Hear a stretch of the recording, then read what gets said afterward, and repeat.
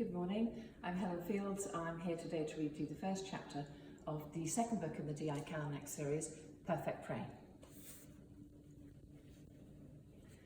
There were worse places to die, few more terrifying ways of dying though. It was an idyllic summer backdrop, the cityscape on one side, the ancient volcano Arthur's Seat silhouetted in the distance. The music could be felt before it was heard, the bass throbbing through bones and jiggling flesh. Sundown came late in Edinburgh in early July, and the sky was awash with shades of rose, gold and burnt orange. Perhaps that was why no one noticed when it happened. Either that or the cocktail of drink, drugs and natural highs. The festival was well underway. 3 days of revellers lounging, partying, loving, eating and drinking their way through band after band, bodies increasingly comfortable with fewer clothes and minimal hygiene. If you could take a snapshot to illustrate a sense of ecstasy, this would have been the definitive scene. A sense of communal joy washing through the crowd, jumping as one, as if the multitudes had merged to create a single rapturous beast with 1,000 grinning heads. Through the centre of it all, the killer had drifted like smoke, sinuous and light-footed, bringing a red blade to its receptacle like a ribbon through air. The slash was clean, straight and deep. The extent of the blood loss was apparent on the ground, the wound too gaping for hands to stem the flow. Not that there had been time to get the victim in an ambulance. Not that anyone had even noticed his injury before he had almost completely bled out.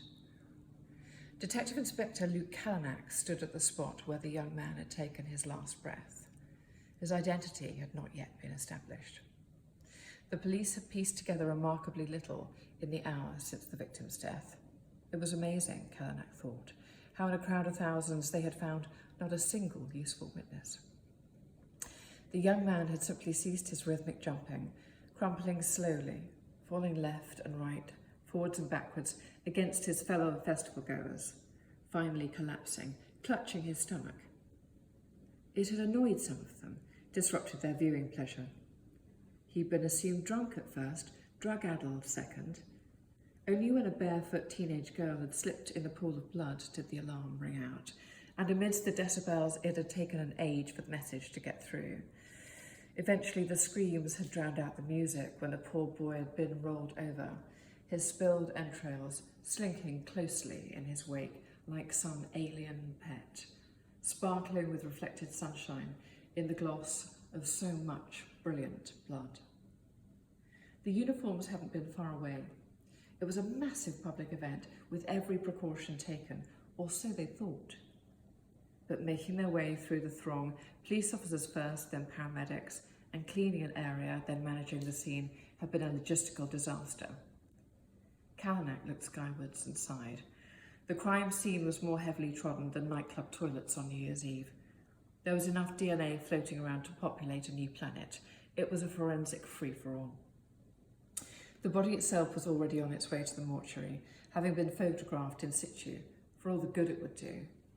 The corpse had been moved so many times by do-gooders, panicked bystanders, the police, medics, before finally being left to rest on a bed of trampled grass and kicked up dirt. The chief pathologist, Elsa Lambert, had been unusually quiet, issuing instructions only to treat the body with care and respect, and to move him swiftly to a place where there would be no more prying cameras or hysterical caterwauling. Kalanick was there to secure the scene, a concept beyond irony, before following Elsa to her offices. In the brief look Kalanick had got, the victim's face had said it all. Eyes screwed tight, as if willing himself to wake from a nightmare, mouth caught open between gasp and scream. Had he been shouting a name? Kalanick wondered. Did he know his assailant? He'd been carrying no identification, merely some loose change in his shorts, not even so much as a watch on his wrist. Only a key on a piece of string around his neck.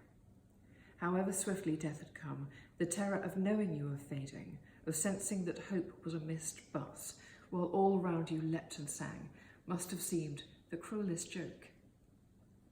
And at the very end, hearing only screams, seeing panic and horror in the sea of eyes above and around him. What must it have been like, Kalanick wondered, to have died alone on the hard ground in such bright sunlight.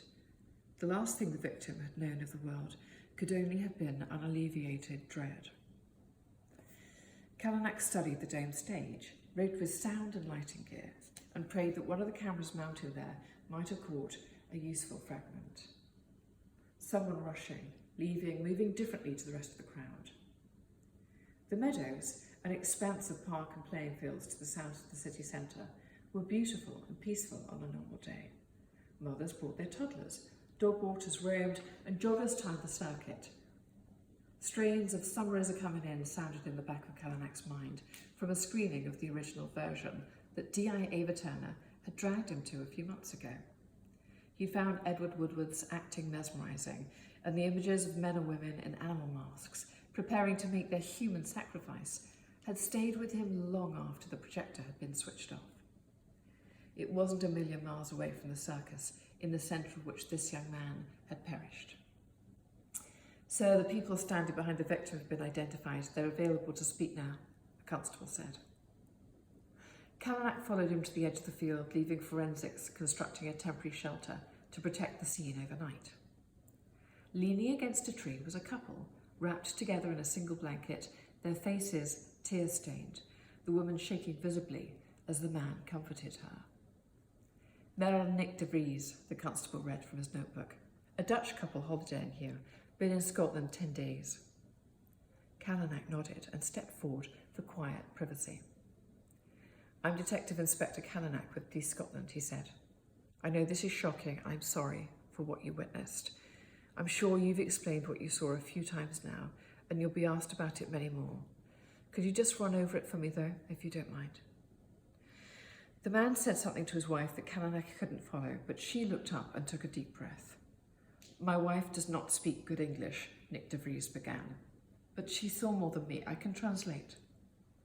Merrill rattled off a few sentences, punctuated with sobs, before Nick spoke again.